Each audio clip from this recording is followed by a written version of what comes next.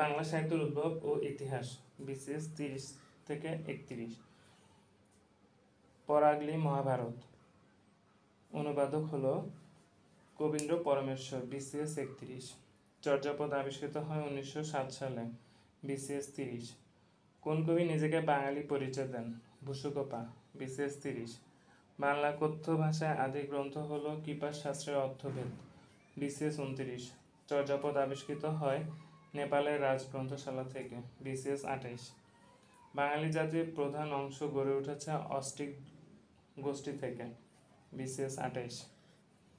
বাংলা ভাষার উদ্ভব হয়েছে প্রকৃত ভাষা থেকে, বিসিএস 17। প্রথম কাব্য সংকলন চর্যাপদ আবিষ্কারক হলেন হরপ্রসাদ শাস্ত্রী, বিসিএস 17। বাংলা ভাষায় আদি স্তরের স্থিতিকাল 10ম থেকে 14th শতাব্দী, বিসিএস 14। বাংলা লিপির উৎস হল ব্রাহ্মী লিপি, বিসিএস 14। বাংলা কাব্যের আদি নিদর্শন চর্যাপদ, বিসিএস 17। কাহ্নপা ছিলেন বাঙালি প্রাচীন কবি যার চর্যাপদে অন্তর্ভুক্ত, বিসিএস 10। বাংলা কোন ভাষা গোষ্ঠীর অন্তর্গত? ইন্দো ইউরোপীয়, বিসিএস 23। Thank you.